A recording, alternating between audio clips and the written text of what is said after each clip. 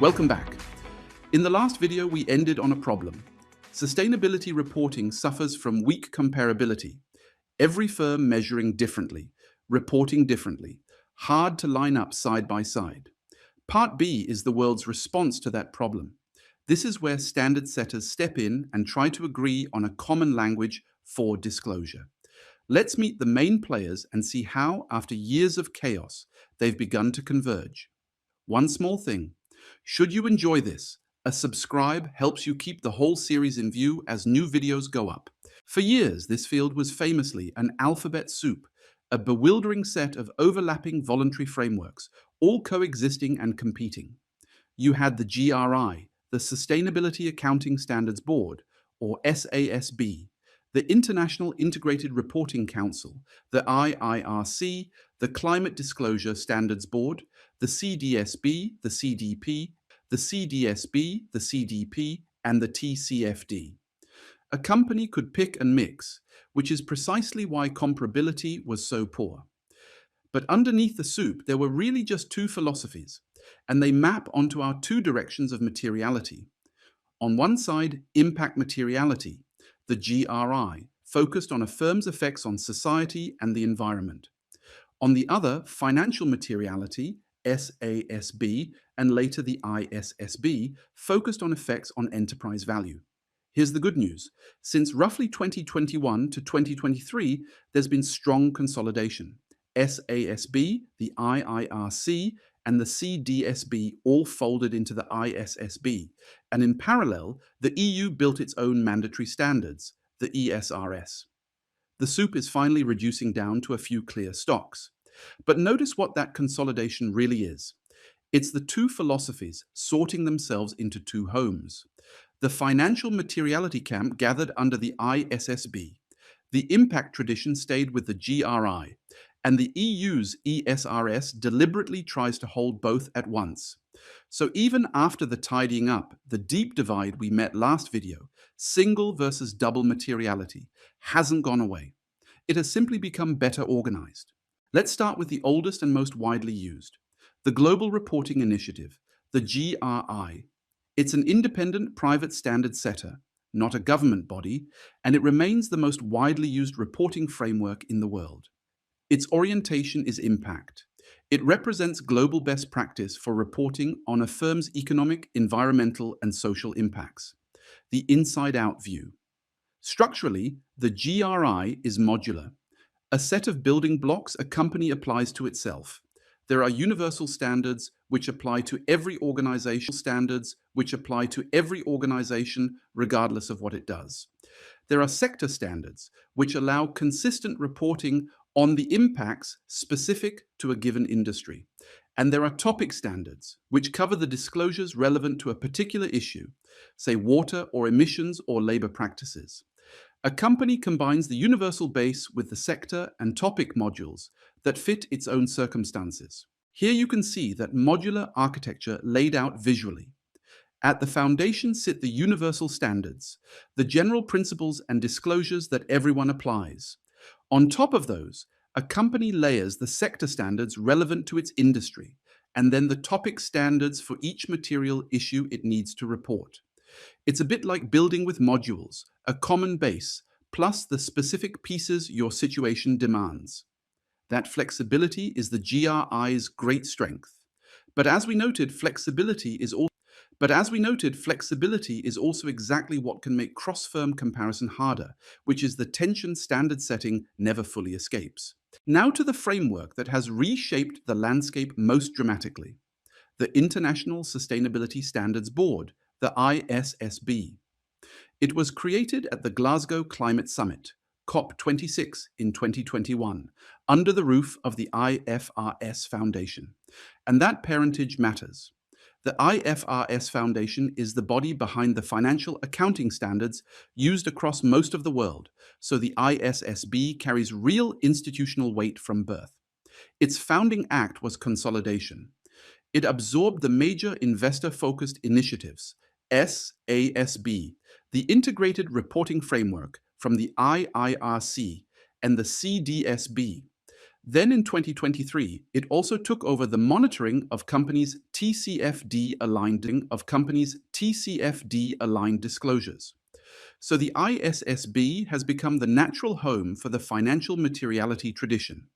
Its aim, stated plainly, is to create a global baseline of sustainability disclosures for capital markets, one common floor that any jurisdiction can build on. The ISSB's output so far is two standards. IFRS S1 sets the general requirements for disclosing sustainability-related financial information, the overarching framework. IFRS S2 is specifically about climate-related disclosures, and it's built directly on the 4 pillars of the TCFD, which we'll see in a moment. Both were issued in June 2023 and take effect for reporting periods from January 2024, and a growing list of jurisdictions is now adopting or endorsing them. But here is the crucial point to carry with you. The ISSB uses single financial materiality. It asks financial materiality.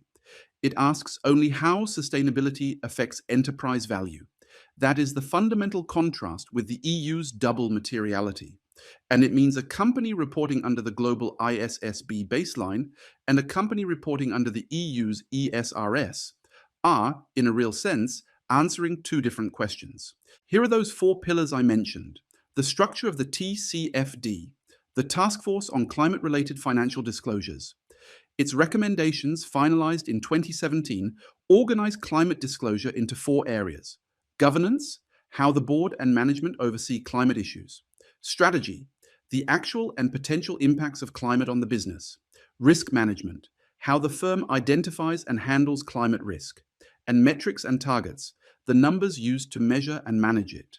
This framework proved enormously influential. It's essentially the skeleton inside IFRS S2. And then IFRS S2. And there's a reason it caught on so widely. By framing climate purely as a matter of financial risk and opportunity, governance, strategy, risk, metrics, the TCFD spoke the language boards and investors already understood. It didn't ask companies to become environmentalists. It asked them to treat climate the way they treat any other material business risk. That pragmatic framing is exactly why regulators and standard setters kept adopting it as a template. The TCFD itself was disbanded in 2023, having done its job, and its monitoring role passed, as we just saw, to the ISSB. So the task force is gone, but its architecture lives on. You'll also constantly encounter these. The 17 United Nations Sustainable Development Goals, the SDGs, adopted in 2015. From ending poverty and hunger, through clean water, affordable clean energy and decent work, to climate action and decent work, to climate action and life below water. These aren't a reporting standard in the technical sense. They don't tell a company how to measure a data point.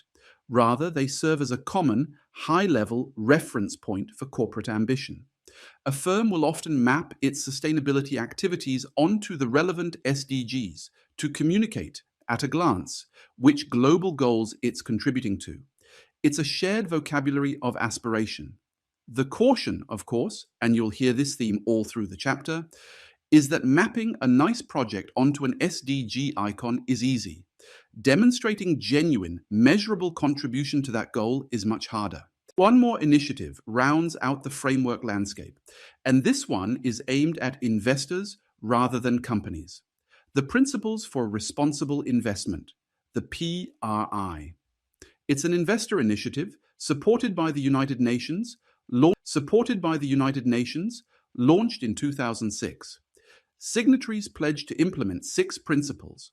For example, to incorporate ESG issues into investment analysis and decision-making, to be active owners, integrating ESG into their ownership policies and voting, to seek appropriate ESG disclosure from the companies they invest in, and to report publicly on their own activities and progress. Notice the direction of that third principle, investors demanding disclosure, because it's part of what drives companies to report in the first place. But notice too the crucial caveat. These pledges are voluntary and non-binding. Signing up signals intent. It does not by itself guarantee action. And that gap between voluntary intent and binding obligation is exactly what the EU set out to close. which is where we're heading next. Let's pull this together. Part B took us through the standards landscape, once an alphabet soup, now consolidating fast. We saw the two philosophies, impact materiality, championed by the GRI, and financial materiality, now consolidated under the ISSB, with its standards IFRS S1 and S2, built on the 4 pillars of the TCFD. We met the SDGs as a shared language of ambition, and the PRI as the investor's voluntary pledge. The recurring limitation across all of them is that word voluntary. Flexible, useful, but not enforceable, and not fully comparable. In the next video, we cross into a very different world, the EU regulatory framework, where disclosure stops being a choice and becomes the law. We'll trace how the old NFRD became the CSRD and the ESRS, and unpack the EU taxonomy. See you there. Thank you for sticking with me.